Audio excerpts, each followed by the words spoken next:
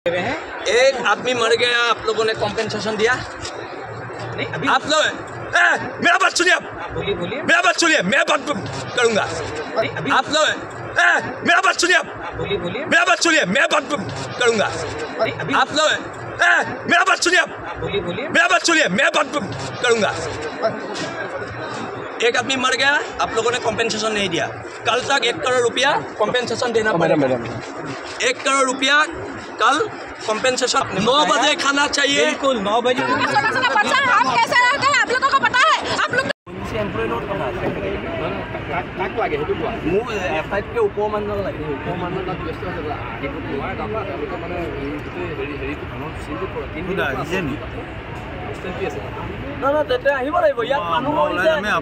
Compensation দিয়া নাই, কি কথা আপোনালোকে কৈ আছে?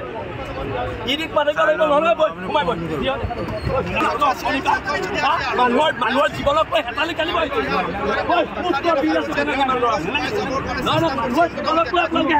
লৈছে। মানুহৰ জীৱনক লৈ আপোনালোকে হেতালি কালিব লৈছে। কোন হয় আপুনি? আপুনি হায়াৰ অথৰিটি নেকি?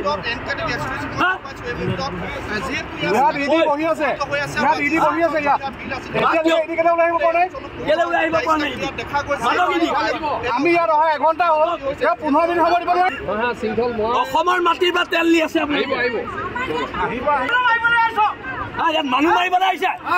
কালি মানুহ মৰি গ'ল, মানুহ মৰি গ'ল, কি দিলে তেওঁক? কোন হয় কোন আপুনি?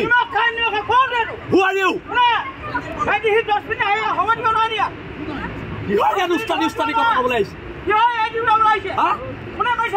কোন হয়? এখন গাঁও মানুহ ভুক্তভোগী হৈছে, এখন গাঁও মানুহ ভুক্তভোগী হৈছে, এখন গাঁও মানুহ ভুক্তভোগী হৈছে। আহিব লাগিব।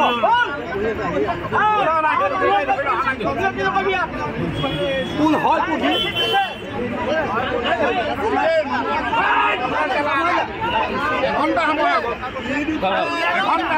মানুহ মৰিছে।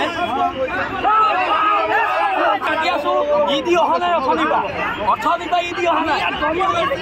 ৰখি থাকি নেকি আমি ইডিয়ে? ৰখি থাকি আমি ইডিয়ে? আমাৰ ইয়াৰ অসমীয়া মানুহবোৰ মৰিব।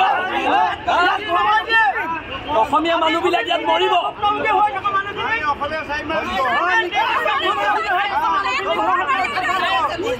অসমীয়া মানুহ মই মৰিব নিদিওঁ। ইয়াৰ খিলঞ্জীয়া মানুহখিনিক আমি মৰিব নিদিওঁ।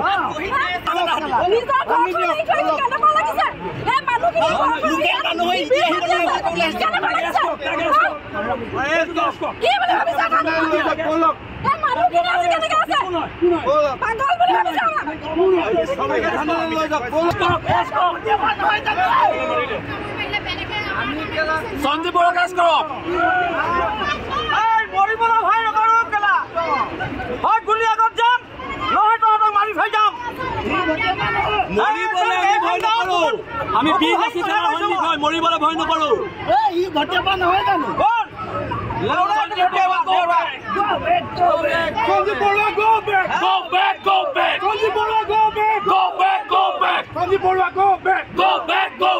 ইয়াৰ পৰা গোটেই বৃহত্তৰ অঞ্চলটো ইমান এটা দুৰ্যোগৰ সময় আহি পৰিছে, কিন্তু ONGC কোনো কাণসাৰ নাই।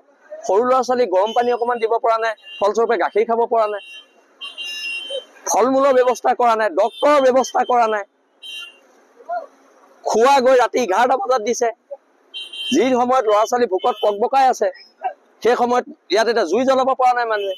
ONGC বিষয়া তাত AC ৰুমত বহি ইয়াৰ পৰা গাড়ীয়ে পানী গৈ আছে, কিন্তু এই মানুহখিনিৰ কাৰণে 1 বটল পানী ONGC দিয়া নাই।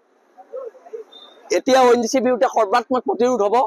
কাইলৈ আজিৰ পৰাই এতিয়া আৰু 4জন ডক্তৰ আমি ঠিক কৰিবলৈ কৈছোঁ। আজি কাইলৈ মেডিকেল কেম্প লাগিব, আৰু কাইলৈ ৰাতিপুৱা 9 বজাত ভাত, দুপৰীয়া 1 বজাত ভাত, আৰু ৰাতি 9 বজাত ভাত দিবলৈ কৈছোঁ। আৰু লগতে সৰু ল'ৰা ছোৱালীৰ কাৰণে পুষ্টিকৰ খাদ্য, যিটো পুষ্টিকৰ খাদ্যৰ তালিকা আছে, সেই পুষ্টিকৰ খাদ্য তেওঁলোকে দিম বুলি, আৰু লগত ফল মূল দিম বুলি তেওঁলোকে আমাক এতিয়া তেওঁলোকৰ এজন হায়াৰ অথৰিটি আহি পেলাই আমাক কৈ গৈছে কথাখিনি। এজন লোকৰ মৃত্যু হৈছে। আমি কৈছোঁ যে লগে লগে 1 কোটি টকাৰ ক্ষতিপূৰণ কাইলৈ ভিতৰত দিব লাগিব, আৰু যদি নিদিয়ে ONGC বন্ধ কৰি দিয়া হ'ব। ONGC বিৰুদ্ধে সৰ্বাত্মক প্ৰতিৰোধ হ'ব। আমাৰ মাটিৰ পৰা তেল নিব, আৰু আমাৰ মানুহ মৰোতে সিহঁতি পইচা নিদিব, এইটো কথা কেতিয়াও হ'ব নোৱাৰে। আমি 1 কোটি টকাৰ কম্পেনচেশ্যন দিবলৈ আজি ইয়াত দাবী কৰিছো আৰু কাইলৈ ভিতৰত দিব কৈছো। এটা বজাৰ ভিতৰত যিটো আমাৰ ব্ৰাছ হৈছিলে সেই ব্ৰাছটো আজিলৈকে কোনো পধ্যে ভাল হোৱাৰ নামেই লোৱা নাই। আৰু ONGC কৰ্তৃপক্ষই কি কৰিছে, আমাৰ পিনে কোনো কাণ সাৰে কৰা নাই। আমাৰ জীৱনক লৈ তেওঁলোকে মৃত্যুৰ হেতালি খেলি আছে, গম পাইছেনে? তাৰ আমাৰ কোনো খোৱা বোৱাৰ কোনো চিষ্টেম নাই, কোনো ভালকে এজন ডক্তৰ অনা নাই, মানে ভালকে তেওঁলোকে একো কৰাই নাই, কোনো গুৰুত্ব দিয়া নাই আমাৰ গাঁওবাসীৰ বাবে। আৰু যিটো চুকত হৈছে সেইটো ভটিয়াপাৰ বাৰী চুক হয়। বাৰী চুকৰ 70 ঘৰ মানুহ ঘৰ খালী কৰি গুচি আহিছে, কাৰণ তাত থাকিব পৰা উপযুক্ত উপযুক্ত নহয়, সেই মানুহখিনিৰ কাৰণে উপযুক্ত নহয় তাত থাকিবৰ কাৰণে। সেইকাৰণে 70 ঘৰ মানুহ আমাৰ শিবিৰত থাকিবলগীয়া হৈছে। লগতে আমাৰ ভটিয়াপাৰবাসীৰ বাবেও খুব এটা ভয়ংকৰ সৃষ্টি হৈ যায়, কাৰণ আমাৰ অকল চুকটো বুলিয়ে নহয়, আমাৰ সমগ্ৰ ভটিয়াপাৰবাসীৰ কাৰণেও এটা বিপদে আমাক খেদি ফুৰিছে। মৃত্যুটো আমি হাতত লৈ ঘূৰি ফুৰাৰ নিচিনাকে হৈছো।